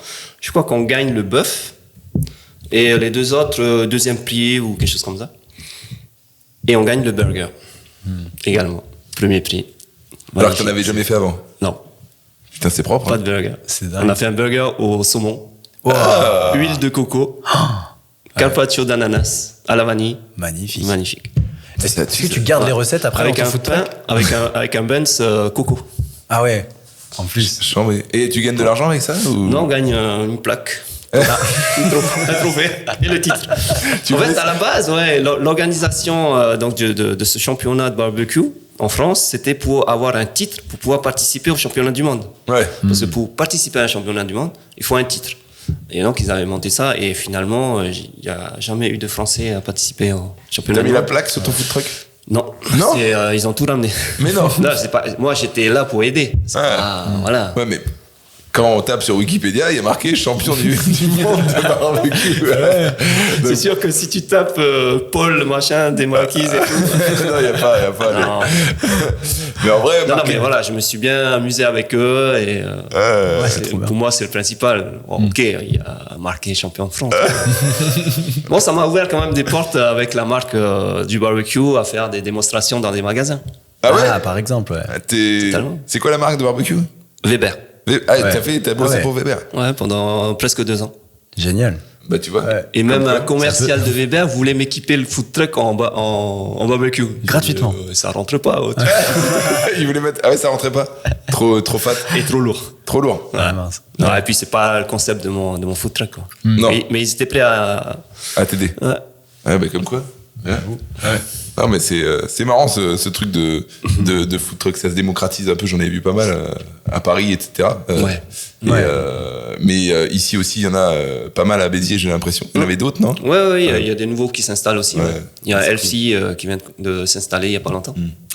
Tu m'avais raconté que en tant que Polynésien, tu faisais du bar et que t'en faisais dans le fleuve de Béziers. T'en fais toujours? Sur l'Orbe. Ouais, j'en fais toujours. Bah, beaucoup moins ces derniers temps parce que ça me prend énormément de temps avec le petit aussi. Pour vous faire une idée, c'est-à-dire que t'es à Béziers, puis tu peux croiser Théoura en train de faire de la pirogue dans le sur l'Orbe. Des fois, ça m'arrive de le faire sur le canal du Midi. C'est un délire. Les gens, ils doivent se dire, mais c'est qui se fout? Ah, bah c'est Théoura, bah ça va alors. Peut-être qu'il vient tout droit de Tahiti. Et donc t'en fais moins, mais t'en as fait, Ouais, j'en fais. Bah, à l'occasion, j'y fais encore. Hein, j'ai toujours la pirogue là. Tu la sors, encore de temps en temps. C'est ça. Fais une petite sortie en famille. C'est une pirogue individuelle, donc c'est compliqué d'embarquer la famille, mais ouais, on en a vu plein à Tahiti, ils vont super vite. Du coup, ça nous a vraiment choqué à quel point ils vont d'île en île, quoi. Ils font des passages. C'était à Wainé, on en a vu, c'est là-bas, il y a une grande course qui fait Wainé jusqu'à Raiatea, jusqu'à Taha aussi. Okay. Et en gros, c'est un grand parcours en va et les mecs bombardent, quoi. Ah, mais les mecs sont super forts en va. À Wainé, c'est des très très gros ports. Ils rament pendant 20 ans, ils sont très forts. Hein. C'est le sport national maintenant là-bas. Ça dépasse le surf, j'ai l'impression que c'est plus que le surf. Hein. Ouais. Tu surfes un peu? Tu surfes un peu? Sous l'eau. Un peu comme lui. Comme Davidson. Notre caméraman qui s'est fait noyer et qui s'est fait sauver d'ailleurs par un Tahitien. D'ailleurs. Non, mais j'ai pris des rouleaux quand j'avais 8 ans, je crois. Tu vois? J'étais en bodyboard. Donc, t'as fait du body quand même? Ouais, avec mon cousin sur Moorea, avec des vagues qui tombent sur des récifs. C'est ça. J'ai pris. T'as pris cher? J'ai pris, ouais. T'as pris des tatouages, comme on dit? Et depuis, je n'ai plus jamais. Je suis resté au volet, ça me va très bien. Tranquille. Et un peu de pirogue. Non, parce que c'est vrai que sur ton île, il y a des vagues. Il y a des vagues tout autour de l'île. C'est ça. Mais dangereuses. Très. Ouais. C'est souvent des vagues sur riff. Donc, comment on dit riff, c'est les récifs. Si tu loupes la descente, je crois que t'en as goûté toi aussi un peu. J'ai encore des tatouages, comme on dit. C'est ça. D'ailleurs, en parlant de tatouages, tous les Tahitiens ont donc un tatouage qu'on appelle... Pas mon père. Ah ouais? Non. Pourquoi? Il veut pas les tatouages. Il voulait pas le tatouage. Ah ouais? Il voulait pas. J'ai jamais il en veut toujours pas sur nous, mais bon. Ah ouais. J'ai jamais vu de Tahitien sans tatouage. Ouais. Enfin, c'est très rare, quoi. Et c'est vrai que pour les gens de métropole qui connaissent pas, c'est vrai que moi je vois tous les Tahitiens avec un tatouage, c'est une grosse signification, un peu. Oui, il y a un minimum de signification, que ce soit pour la famille, pour son appartenance, enfin voilà. Bon, il y a un peu d'esthétique aussi maintenant, hein, voilà, parce que les symboles c'est joli, mais quand c'est bien agencé comme pour faire, voilà, c'est plus joli. Mais bon, ouais. Moi, je suis pas fan des tatouages, mais tahitien, je trouve ça stylé. Ouais, c'est fait, ça a une signification, donc juste ça donne envie, quoi, c'est cool. Oui, là, je raconte un peu mon histoire, hein, tout ce qui est de la navigation et tout ça. Donc, ça, c'est le triangle polynésien. D'accord. Mais pour moi, voilà, le triangle polynésien, on a navigué, quoi. Tu vois, d'île en île. Ça, c'est la navigation. C'est une signification profonde, quoi. Voilà. C'est pas genre la liste de cours, genre là, t'as des PQ à acheter, c'est pas. Ça signifie les ancêtres, tu vois. Donc ils ont l'œil sur nous. Ouais, ils nous surveillent. Il y a beaucoup de choses. Et en gros, toute cette partie représente un tiki, une statue. Tiki. Il y a la bouche ici, les yeux là, avec le nez. Ok. C'est assez stylé. Ouais, carrément. Par contre, faut être musclé. Ouais, il m'en manque un peu. C'est ce que tu voulais dire. Non. J'ai dit non, c'était parce que si t'as pas de bras, c'est triste. Ouais. T'as fait des livres. On se baladait dans Tahiti et franchement, j'ai vu des livres de toi. Enfin, on cherchait un livre justement. C'était quoi le livre qu'on a cherché qui était en rupture de stock? Si loin du monde de Tavae. Oui, le naufragé. C'est ça, un naufragé qui s'est perdu en mer. Je l'ai, je vais le lire. Okay. Et on cherchait dans les... il est poignant celui-là. J'ai hâte de le lire. Et on cherchait et on tombait vraiment sur beaucoup de livres à toi. T'as sorti beaucoup de livres en fait. 2. Ah bon? On est tombé sur Aventure culinaire, sorti en 2014. C'est ça. Et sur Aventurier dans l'arme en 2020. Ok. Ouais, donc 2 livres. Et je les ai vus vraiment bien affichés. J'ai cru qu'il y en avait plusieurs. Et il y en avait vraiment dans un carrefour ou un truc. Ah ouais, Exactement. C'est très populaire à Tahiti. Ou à Odysseum. Oui, c'est ça. Ouais. Exactement. C'est les 2 grandes boutiques où je suis bien. C'est ouf. Donc j'ai regardé un peu et bon, t'as fait truc sur l'aventure, évidemment. Et tu racontes tout ton Koh-Lanta. Oui, voilà, sur Aventurer dans l'âme, c'est un peu mon comment on appelle ça déjà? Best-seller. Non, je veux dire mon vécu. Ouais. Depuis mon enfance jusqu'à Koh-Lanta, tout ça. Ouais. C'est toi qui l'as écrit? C'est une autobiographie? Ouais, Ou tu t'es voilà, fait- exactement. Je cherchais le mot. Autobiographie, ouais, avec mon épouse, ouais. Waouh. On a tout écrit, même le livre de cuisine. On a fait toutes les photos, l'écriture et tout, la mise en page. Ouais. Trop bien.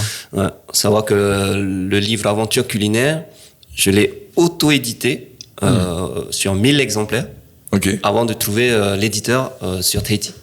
C'est-à-dire que tu l'as fait à la mano tout seul. Ouais. En sachant que peut-être ça va marcher ou pas, ça a marché. Ouais. Et du coup, il y a un éditeur qui a dit Ouais. je te le prends. Au vent des îles. Ouais. Sur Tahiti. Ok, d'accord. Parce que je souhaitais aussi être vendu en Polynésie. Ouais. Donc, on a trouvé très rapidement l'éditeur et on n'a pas discuté plus longtemps que ça. Hein. Il savait que ça allait cartonner Ouais. et on a vendu plus de 10 000 livres. Ouais. Plus de 10 000, c'est énorme maintenant dans les livres. Hein. Ouais. À l'époque du Kindle et de TikTok. Ouais. Ça a beaucoup marché. Surtout forcément les grandes périodes de Noël et tout ça, mais aussi quand je l'ai sorti, c'est parti très vite. Les 1000 exemplaires que j'avais, c'est parti très très vite. Ouais. Ah ouais. Et t'as aimé l'exercice d'écrire un livre? Surtout mon épouse, ouais. Ok. Moi, j'étais en cuisine. Je faisais tous les tests. Parce que c'est les photos et tout. Parce que c'est un livre de recettes de Ouais, cuisine. ouais, c'est ça. aventure culinaire, ouais. Ouais, c'est ça. Et Dans aventure culinaire, il y a culinaire, ouais. j'étais là. Est-ce qu'il me prend pour un con? Oui, tout à fait. T'as bien raison. Et l'autre livre qui est donc aventurier. Dans l'âme. Dans l'âme. Donc l'autobio. Ça, c'est ton autobiographie. Ouais. Tu racontes autre chose que Koh-Lanta, genre avant, après? Mon enfance. Ah, Ouais. oui. Je commence par mon enfance et comment je suis arrivé en France. Voilà. Et comment je suis arrivé dans Koh-Lanta. Et d'ailleurs, ça, c'est un truc que je voulais te poser comme question. Ouais, qu'est-ce qui t'a attiré en France? Les études. Les études? Ouais. Tu voulais pas faire genre un truc de sport? Staps, non? Je suis passé par STAPS. Ouais, c'est ça. Ouais, je suis passé par STAPS. J'ai un parcours assez atypique. Hein. Donc, je viens en France en 98 pour un bac pro énergétique, c'est-à-dire la climatisation. Il y a beaucoup d'embauches en Polynésie pour la climatisation. Mais en arrivant dans l'atelier du lycée, je vois des appareils que je connaissais pas. Et je pose au gars, mais c'est quoi ces appareils? Il faut, mais c'est des chaudières. Hein? Ça sert à quoi? Moi, je suis venu pour étudier la clim. Pourquoi tu me parles de chaudière? Ouais, voilà, des anecdotes comme ça. Mais, oh là là. Ah oui, j'avoue, c'est marrant ça. Ouais, donc c'était mes premières années à Montpellier, hein, j'ai fait. Et quand t'as vu des chaussures et tout, tu te... Non, mais c'est ouf, j'ai jamais. Je crois que j'avais mes chaussures aux pieds au sport et dans l'atelier parce que c'était obligatoire. En dehors de ça, non. Non, parce que ça paraît très raciste comme ça, mais tout le monde a des savates. En fait, Bon, sauf aujourd'hui, tu vois. Oui, sauf parce que aujourd'hui. J'ai mal de dos, j'ai remis mes semelles. La vieillerie, comme on dit. La vieillerie. comment tu fais des semelles si t'es en savate? Savate, c'est les tongs, mais tout le monde est en tongs. Ouais, j'ai demandé au podologue, on peut pas s'inventer un truc de semelle pour savate. Il fait non. C'est bon. Chaussures fermées. Ah oui, non. Donc ouais. Moi j'ai vu des gens, mais véridiques, hein, genre grosse voiture, genre un truc Porsche machin et tout, sort claquette. C'est ça. C'est génial. De quoi les chaussures Non, fermées ici là-bas, à ça l'année, existe pas. je suis en savate. On dit pas des tongs, on dit des savates. Oui, ça va. Ouais. Bah, c'est cool, hein. Ici, t'es pas en chaussures. On est en savate et bière à la mer. Bière à la main. Et quoi? Et bière à la main. Exactement, Inano à la main. Non, c'est marrant en tout cas. Ton arrivée en France. Oui. T'as eu d'autres décalages culturels comme ça? T'as eu d'autres décalages culturels comme ça ou quand tu t'étais choqué? Forcément, quand j'arrive à Paris en plein mois de septembre en 98, j'étais en tang, short et un survêt à l'aéroport. Je sors sur le tarmac, comme ça. Tu t'es dit, il fait froid. Ok, ouais, il fait froid. Mais bon, j'avais rien d'autre. J'avais que ça. C'est fou. Tu connaissais personne? Non, du tout. Ouais, j'étais accompagné avec un grand copain à l'époque qui est devenu mon témoin de mariage, Tamato. Et sa grande sœur connaissait un peu Paris, tu vois. D'accord. Enfin, connaissait Paris. Elle nous a accompagnés sur ce voyage-là pour nous installer. Et on était dans l'appartement d'un ami à sa sœur.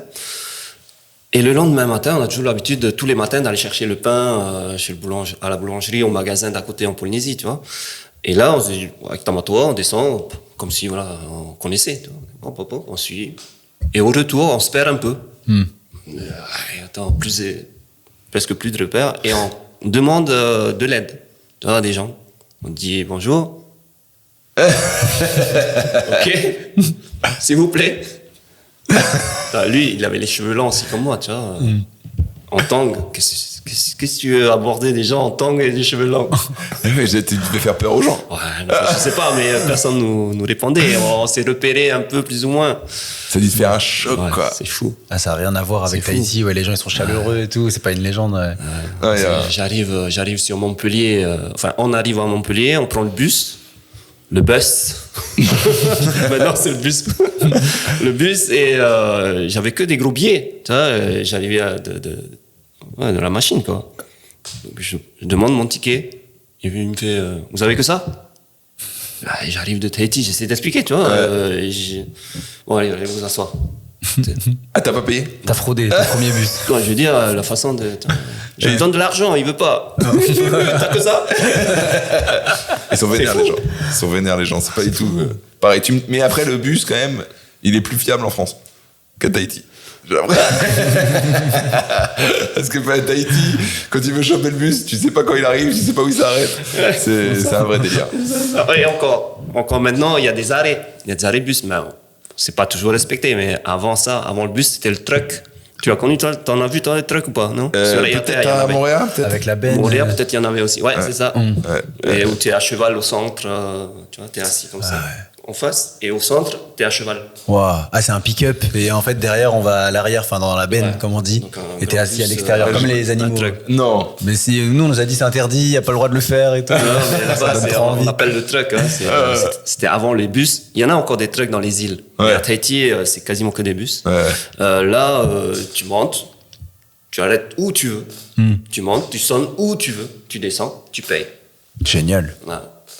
Ah bah ici, c'est pas comme ça. Hein. Ouais. Ah, ça a dû te faire un petit choc des cultures. Ouais. Ouais, complètement. Ouais. T'as eu un petit bad, une petite dépression. Ouais, souvent, les gros hivers assez durs. Ouais. Ouais. Il fait nuit à 17h. Tu vois. Ouais. Non, ça fait chaud. La nuit à 17h, même en tant que Français, on habite là toute l'année. Ouais. J'étais en internat la première année. Quand t'es en bas de l'immeuble, à 17h, il fait nuit, tu peux pas monter te doucher ou autre. Quand même, les gars, on se pèle là. L'appartement, la chambre, elle est juste au-dessus, vas-y. Alors, tu attends l'heure, c'est l'heure, et tu montes. Ah, putain. Non, c'est... T'étais en internat. Non, le sport, la danse et tout ça, ça m'a bien sauvé. Hein, parce que sur Montpellier, on a une association des étudiants polynésiens et qui accueille les nouveaux, comme moi à ce moment-là. Donc j'étais les week-ends, vu que l'internat était fermé le week-end, j'étais le week-end ou à cette association-là, ou chez mon copain Tamato qui était sur Béziers à l'époque. Donc je jonglais comme ça, et puis j'ai rencontré Céline, j'allais chez elle du coup. L'amour, c'est pratique, c'est rentable. Tu voulais Mais pas une ouais. Ouais, non, c'est pour ça un peu que t'as fini par ici. Parce qu'il y a des villes qui sont connues pour avoir beaucoup de Tahitiens. Et à Bordeaux, je sais, à Toulon, c'est ça. et à Paris ici aussi. Dans Montpellier, les, ça en fait grandes villes, partie. dans les grandes villes étudiantes, Ok. il y a toute une communauté de Tahitiens, même à Toulon par rapport à l'armée, tout ça, la Bretagne, la marine. Toulon, ouais, j'en ai vu pas mal. Ouais. Ouais, Des mecs de l'armée, tu vois, qui sont tahitiens, je les repère vite c'est maintenant. ça. Les Tahitiens, les Wallisiens, tout ça. Costaud avec un tatouage, C'est ça. tu les vois direct, quoi. Ouais, ça Ça peut pas être un pur Toulonnais. Alors, le pire, c'est de faire. Moi, j'ai lâché mon meilleur Yaolana, qui veut dire bonjour, et le mec était juste pas tahitien, quoi. Et je me suis trompé, j'ai passé pour un fou furieux, quoi. C'était à Paris. En fait, je pense que c'était un Hawaïen. Ouais. Et donc, en fait, je vais le voir, et enfin, il est à ma droite, je dis Yaolana, et il me regarde, et il parle anglais à sa femme, et je dis waouh. Je suis passé pour Je un pense qu'il a dû Mongolien. comprendre, mais bon. Ouais. Si c'est un Hawaïen, il a dû le comprendre. Mais... Bah, je pense qu'ils doivent être Ou coutumiers. si c'est australien, c'est pas pareil. Ouais. Ouais, alors je pense qu'ils étaient hawaïens. Ouais. Non, mais voilà, c'était dur. Les premières années. Bon, après, comme je disais, il y avait la danse en Montpellier, donc c'est peut-être pas dans ton Wikipédia, mais j'avais un groupe de danse. Ah, tu dansais? Danse traditionnelle polynésienne. Ouais, j'ai tenu un groupe de danse avec les étudiants polynésiens et mon épouse qui dansait aussi avec nous. On faisait des campings, des anniversaires, des mariages et tout ça pendant 6-7 ans. Ok. Ah, non, j'ai pas vu que t'étais danseur. Ça, j'aurais pas imaginé. Voilà. Ouais, je t'ai vu faire le haka. J'ai vu que tu bougeais bien et tout, mais donc, danser, non, Quelle danse tu fais? Traditionnel. Et tu en fais d'autres? Ouais. T'en fais d'autres? Je bouge mon corps. J'arrive à suivre le rythme. Je parlais d'Hawaï tout à l'heure. Est-ce que t'es un peu d'accord avec moi sur le fait que Hawaï, c'est un peu Tahiti anglais? Oui. Américain, quoi. Ça fait partie du triangle polynésien, ouais. Ouais. Il y a des navigateurs qui sont arrivés d'Hawaï et inversement, tout ça. C'est ça, ouais. Donc vraiment, pour moi, c'est juste des Tahitiens qui parlent anglais, quoi. T'es déjà allé un peu? Mais pas sur Honolulu, hein, parce que Honolulu, c'est vraiment américain. Ouais. Mais sinon, oui, les Hawaïens. Ouais. T'es déjà allé? Ah, oui, j'ai eu cette chance au collège. Ah, ça date. Une sortie collège, une petite semaine. On n'a à vraiment Hawaï. pas les mêmes sorties, quoi. Rien à voir. On avait classe verte en Auvergne. Et oui, bon, Hawaï. Donc, j'ai eu cette chance-là pendant une petite semaine, alors que j'étais pas normalement dans la liste de la classe qui devait partir. On m'a mis dans cette classe exprès pour que je puisse profiter du voyage. T'as toujours eu un peu de chance. Ouais, là, du coup, c'est ma mère qui a poussé un peu la prof de tahitien qui était la femme de prof d'anglais. C'est la petite histoire. Parce que Tahiti, il y a un langage propre à Tahiti que tu parles, j'ai l'impression, pas mal. Ouais, je parle couramment le tahitien. Ouais. Ah, tu parles couramment? Ouais. C'est rare quand même, j'ai l'impression. Pour dire que à chaque fois que je rencontre des Tahitiens, il y a beaucoup moins maintenant. Hein. Bon, j'essaye de parler tahitien. Bon, je vois que ça répond pas. Bon, forcément, c'est pas grave. Ouais. Mais il y en a qui comprennent le tahitien mais qui ne parlent pas. Ouais. Mais moi, j'ai eu la chance de grandir sur Taha, dans une communauté religieuse, donc le protestant. Mon père est diacre, son père, avant lui, était pasteur, enfin voilà. Et à l'école de dimanche, on parle que tahitien. En famille, on parlait que tahitien. Et c'est comme ça, en fait, que je parle couramment le tahitien. Qu'est-ce que tu pourrais nous dire en tahitien, là? Yorana et Aturu. Mais on mettait Yorua. Ah, ça, c'est classique. C'est stylé, ça? Ouais, c'est bonjour. Ta femme parle tahitien? Comment vous allez? Non. Mais elle te demande de parler tahitien? Elle avait commencé à suivre un peu des cours, mais. Ok. C'est pas évident. Je vais dire que Tayoro en tahitien. Oui, c'est pas mal, tu peux lui dire là. Mais lui, justement, non. C'est pas mon cas. C'est pas mon cas. Voilà, je vous invite à aller vous renseigner. Tayoro, ça veut dire littéralement fromage de bite. Et c'est la première insulte qu'on m'a apprise là-bas. On m'a dit, tu veux savoir dire un truc, dis Tayoro. Je dis, ok, Tayoro et tout. Et genre, une semaine après, on me dit, en fait, ça veut dire fromage de bite. Oui, non, voilà, c'est souvent les premiers mots aussi que les gars de l'armée apprennent avec des gars de Tahiti, hein, de l'armée. C'est Titoi, Yuré. C'est ça qu'ils nous disaient. Je me disais, ok, les insultes. Non, on a appris Maururu quand même, merci. Ouais, c'est très bien. Yaorana, bonjour. Voilà. Ouais, et après c'est tout. Hein. Ouais, dans mon livre, il y a un petit lexique de quelques mots tahitiens sympas. Ouais. Ah oui. Dans le truc de cuisine ou... Culinaire, oui. Culinaire. Ouais, cuisine. Et dans cette association, donc je donnais aussi pas des cours, mais j'étais chorégraphe, on va dire, des danses pour les garçons pour faire des spectacles avec l'association des Tahitiens, d'étudiants. Moi, j'avais mon petit groupe à part. Il y avait cette association-là qui donnait des spectacles annuels pour pouvoir se payer le transport pour un grand rassemblement d'étudiants polynésiens. Donc il y a les étudiants de Paris, de Toulouse, tout ça, tu disais. Donc on faisait ça, et moi j'étais chorégraphe. Et je donnais aussi des cours de tahitien à l'association. Ok. J'en mets. Voilà. C'était tahitien, c'est quoi? Tu peux le rajouter dans le wiki. Je vais le remettre. Je vais le rajouter. Tahitien, c'est genre LV4, quoi. C'est l'équivalent d'un LV4. C'est une langue quasiment morte. C'est pas une langue vivante, ça c'est sûr. Mais non, c'est une belle langue. Après, en Polynésie, il y a le marquisien, il y a le parler marquisien, il y a le parler Paumotu, qui est donc dans les îles des Tuamotu. Voilà. Il y a le tahitien. Ouais. Et je crois qu'il y a les Austral aussi, ils ont leur parlé aussi. Ouais, j'ai entendu parler, c'est stylé. Moi, je l'entends surtout dans les chansons. Où tu vois qu'ils mettent ça en boucle, Pahoho, etc. Machin. Ça, c'est vraiment... ça parle à Davidson, parce qu'on chantait ça tout le temps et ça le rendait complètement ouf. Parce que pour nous, c'était le tube. C'était vraiment Pahoho, ce qui veut dire la mer, non? C'est pas ça? Pahoho, c'est quand ça bouge un peu. Ah, donc c'est pas forcément la mer. Quand la mer ça se renverse sur le riff, tout ça. C'est ça. Pahoho Otemiti. Ouais. Le miti, c'est la mer. Ah, Pahoho Otemiti. Donc ça bouge, la mer. Ouais, ou le bruit, enfin voilà. Tout ça se passe.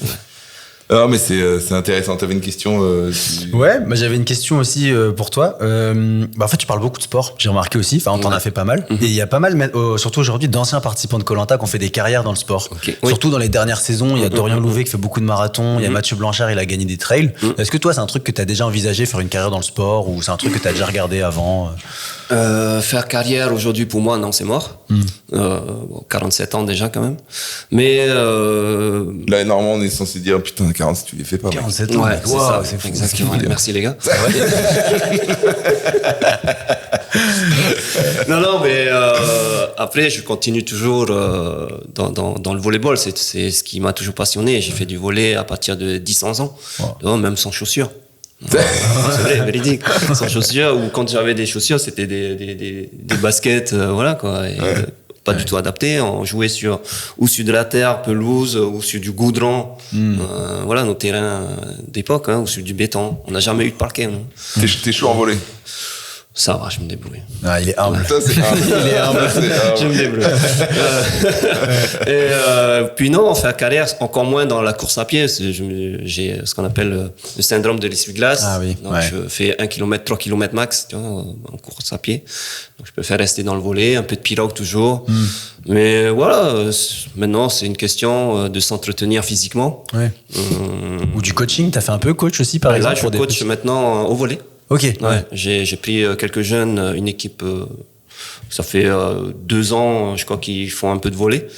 J'ai pris, et puis on verra bien cette année ce que ça va donner. Mais c'est vrai que tu peux être un bon coach mental avec tout ce que tu as vécu, toi. En tout cas, voilà, j'essaie d'apporter tout ce que j'ai pu vivre, ce que j'ai vécu, en rajoutant un peu plus de pédagogie dans mon coaching, tu vois. C'est pas juste vas-y, fais-moi cette passe, fais ça.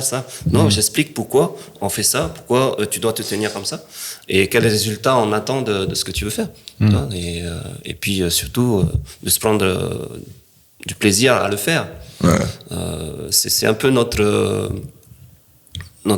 ligne rouge, c'est dans tous les matchs, c'est de pouvoir se faire plaisir.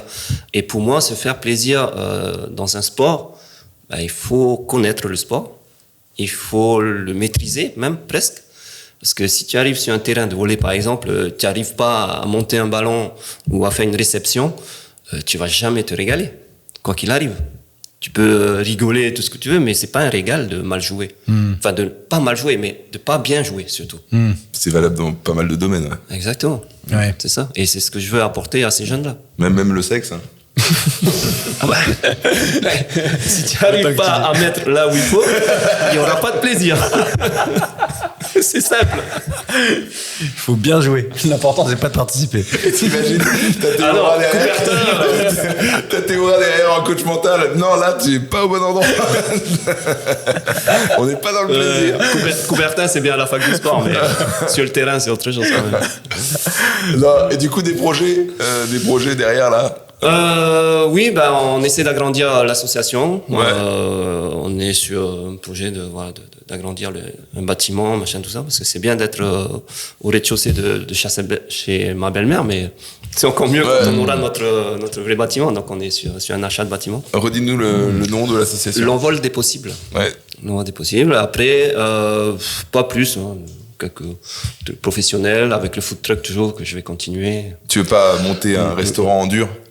Finalement, je pense que je vais me résigner là-dessus. Tu vas rester sur le food truck. Ouais. Tu vas rester... Parce que je vois des copains qui ferment à tout bout de champ leur resto, et c'est de plus en plus compliqué. Même je vois avec le food truck aussi, c'est pas évident. Alors que j'ai pas énormément de charges, mais rien qu'en parlant de Bah non, j'ai même pas envie de le dire. Et il me coûte trop cher. Ok, donc agrandir et accueillir de plus en plus d'enfants qui sont en difficulté. Exactement ça. Et quand il y aura de la place, on pourra peut-être venir avec Ilias, voilà, parce qu'on en aura besoin nous aussi. Voilà, je crois qu'on arrive sur la fin de ce podcast. Ouais. Merci Théoura. Ouais, merci beaucoup de m'accueillir chez moi du coup. Merci de nous accueillir à Béziers, c'est très cool comme ville. Alors t'as une actu ou un truc dans lequel tu veux parler, sachant que ce sera publié en début décembre ce podcast? Non, j'espère juste qu'on aura qu'on aura bien avancé avec l'association. Ouais. C'est surtout ça l'actualité principale pour moi en ce moment, c'est d'accompagner ces enfants, mon épouse déjà dans son projet d'association pour pouvoir accueillir ces enfants. L'envol des possibles. Très bien. Alors moi me concernant, je joue mon spectacle. La dernière sera le 30 avril au Grand Rex. Ce sera les dernières de ce premier spectacle. Et sinon, Ilias... retrouvez-moi au spectacle de Franjo en tournée dans toute la France, quelque part dans la salle, en train de manger des chips. Et sinon sur ce podcast, donc chaque mois, une fois par mois, n'hésitez pas à regarder les autres épisodes si jamais vous voulez aussi les voir. Et on espère se voir très bientôt. Voilà. Maouloulou.